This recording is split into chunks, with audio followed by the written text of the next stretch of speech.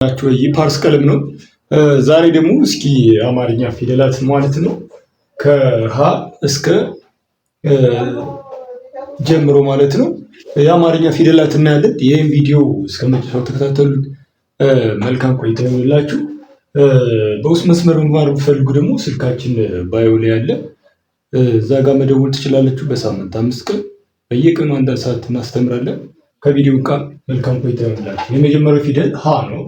አንደኛው ረድፍ ሀ እንደዚህ አድርገን እንጽፈዋለን። ሀ እንደዚህ አድርገን እንጽፈዋለን ማለት ነው።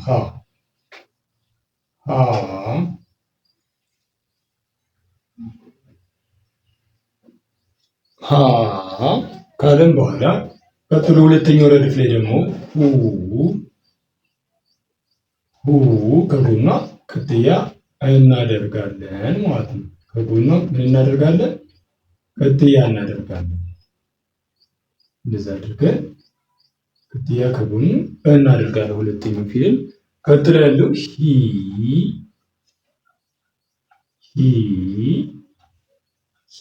ጫማ ያላት ዜን ሀ አራተኛ እግሩ ቀጥ ያለ ይሆናል ማለት ነው። ዜን ሄ አምስተኛ ፊደሎች ምን አላቸው? ቀለበት እናደርጋለን ማለት ነው። ከዛ ስድስተኛ ሳድስ ድምፅ ማለት ነው። ሆ ይሄ መጀመሪያ ክፍላችን ነው ማለት ነው። ሆ እንላለን። እኛው እናስተካክል። ይሄኛው ህ ነው ማለት ነው። ስለዚህ ይሄኛው ሀ ነው። ይሄኛው ሀ ነው።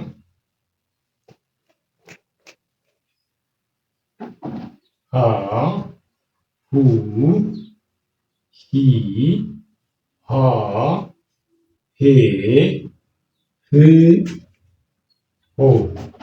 ሆ ተብሎ ይጠራል ማለት ነው። ይጠራል። ቀጥሎ ያለው ለ ነው። ቀጥሎ ያለው ለ ፊደል ነው ማለት ነው። ለ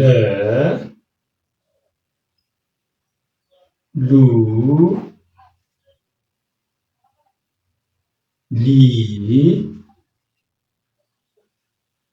ላ ሌ ቀለበት ሌ ል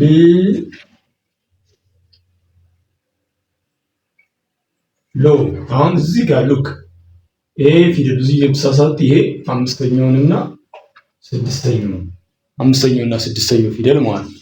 ስለዚህ ይሄ አምስተኛው ቀለበቱ በየት በኩል ነው ያለው? በቀኝ በኩል ማለት በቀኝ በኩል ሆኖ በውጭ በኩል። ይሄኛው ደግሞ ለስድስተኛው በግራ በኩል ሆኖ በውስጥ በኩል ነው ያለው። እዚህ ጋር ማለት በውስጥ በኩል ነው ያለው ስድስተኛው ፊደል። ይሄኛው ስድስተኛው ማለት ነው። ስለዚህ ልዩነታችን በደንብ ያቸው የአምስተኛውና የስድስተኛው ማለት ነው። ኦኬ ቀጥሎ ያለው ሐመርሃ ነው የሚሆነው። ሐመርሃ ማለት ሶስት ባለ ሶስት እግር ነው። ባለ ሶስት እግሩ ሐመርሃ ተብሎ ይጠራል።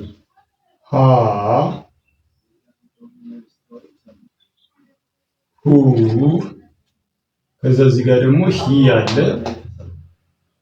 ሂ አራተኛው እግሩ ያጥራል ማለት ነው። እግሩ ያጥርና ካሳጠርን በኋላ በየት በኩል እግሩ ይረዝማል? በቀኝ በኩል ማለት ነው። ከዛ ይሄ አምስተኛ ፊደሎች ሁሌ ምን አላቸው? ቀለበት አላቸው ማለት ነው። ሁሌ ምን አላቸው? ቀለበት አላቸው ማለት ሄ ከዛ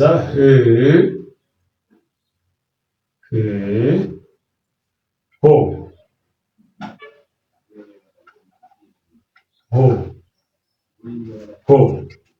ስለዚህ ይሄ ባለ ስንት እግር ናቸው? ባለ ሶስት ማለት ነው ሁሉ። ከዛ ከጎኑ ቅጥያ ካለው ቅጥያ እናደርጋለን። ስለዚህ እነዚህ ኮንሲደር የምናደርገው ምናቸውን ይሆናል ማለት ነው።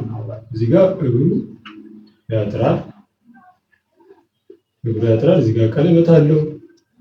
እዚህ ጋር ደግሞ ከአናቱ ላይ ዚግዛግ መስመር እንደዚህ እናደርግና ከዛ እንደዚህ አድርገን መጻፍ ስድስተኛው ፊደል ማለት ነው። ስድስተኛው ፊደል እንደዚህ አድርገን እንጽፋለን ማለት ነው። እንጽፋለን። እሺ ቀጥሎ የምናየው መ ነው። አራተኛው ፊደል መ የመጀመሪያው መ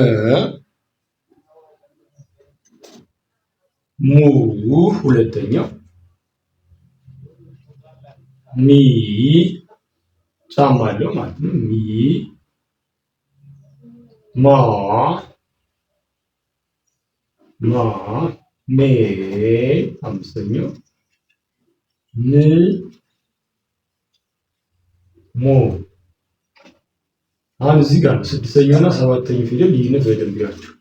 ይሄኛው ትንሽ ሸፈፍ ያለ ስድስተኛው ወደ ግራ፣ ይሄ ሰባተኛው ሲሆን ደግሞ ቀጥ ያለ ይሆናል ማለት ነው። እግሩ ቀጥ ያለ ይሆናል። እግሩ ቀጥ ያለ ይሆናል ማለት ነው። ምን ይሆናል? እግሩ ቀጥ ያለ ይሆናል ማለት ነው። ቀጥ ያለ ይሆናል። ስለዚህ ሀ ለ ሀ መ ከዛ ምን አለ? ንጉሱ ሰ ይባላል። ይሄኛው ንጉሱ ሰ ሱ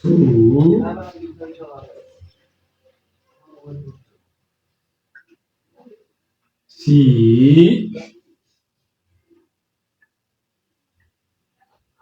ሳ አራተኛው ማለት ነው። ሳ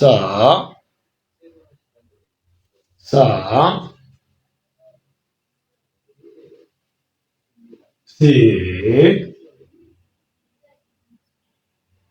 ስ ሶ አሁን እዚህ ጋር ሉክ ስድስተኛው እዚህ ጋር ስድስተኛው እና ሰባተኛው እንደምትቸገሩ ይሄኛው ስድስተኛው ኖርማሊ እግሩ እንደዚህ አድርገን እናመጣዋለን። ሰባተኛ ሲሆኑ እግሩን እንደዚህ ቀጥ ማድረግ ነው ልዩነቱ። እንደ ምና እንደ ሞ ማለት ነው። እንደ ምና እንደ ሞ አድርገን እንጽፈዋለን ማለት ነው። እንጽፈዋለን። እሺ እኛው እስከ ያየነው ነው። አሁን እዚህ ጋር ይሄኛው ባለ ሁለት እግር ነው። ይሄ ባለ ሶስት እግር ነው። ይሄ እግር አልባ ነው። ይሄም እግር አልባ ነው። ይሄ ምንድነው? እግር አልባ ፊደል ነው ማለት ነው። እግር አልባ ፊደል ነው ማለት ነው። እግር አልባ ፊደል ነው። እሺ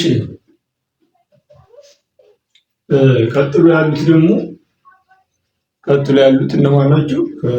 ሀ ለ ሀ መ ሰ ረ ይሄው ረ ሩ ሪ ራ ሬ ር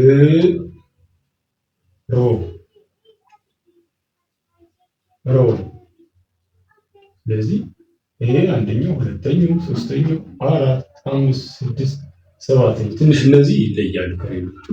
ብዙ ጊዜ ከገጋ የምታመሳስሉታል። ከገጋ ጭራሽ አይመሳሰልም። ከገጋ ጭራሽ አይመሳሰልም ማለት ነው። ስለዚህ ገ እንደዚህ ነው የምትስታርት። ገ ጉ ጊ ጋ ጌ ግ ጎ እንደዚህ መጻፍ እንችላለን። ስለዚህ ዲፍረንስ አላቸው። ይሄ ሁሉም በደብታቸው አይመሳሰሉም ማለት ነው። ልዩነት አላቸው ማለት ነው። ቀጣይ ደግሞ እነዚህን ይዘን እንመጣለን። ቀጣይ ማለት ለምሳሌ ሀን እንዴት እንጽፋለን? ለምሳሌ ሀን መጻፍ ብንፈልግ ሀ እንዴት ነው የሚጻፈው ነው? በኤች ኤ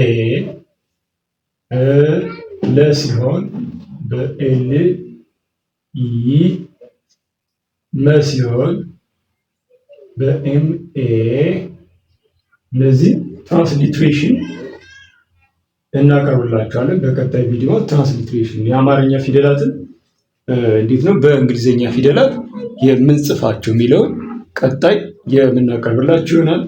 የዛሬው ክፍል 1 ቪዲዮአችን የአማርኛ ፊደል ማንበብ ክፍል 1 ከሀ እስከ ረ ነው። አክቹዋሊ እነዚህ ተጨማሪ ነው ያቀረብላችሁ፣ ተጨማሪ ነው። እነዚህን ቪዲዮዎች ደግሞ ተመሳሳይ የሆኑ ቪዲዮዎች ሰርተን የምንለቅ ይሆናል። ዩቲዩብ ቻናል አለን፣ እሱንም ሰብስክራይብ አድርጉልን። ቲክታካችን ፎሎ እያደረጋችሁ ለዛሬ ክፍል አንድ ይህን ይመስላል። በውስጥ መስመር መማር ፈልጉ ዘወትር ከሰኞ እስከ ዓርብ በሳምንት 5 ቀን እናስተምራለን። ኢሞ፣ ቴሌግራም፣ ዋትስአፕ ላይ ስልካችን አለ በ0925318048 ሀሎ በሉ። ለዛሬ ባባይ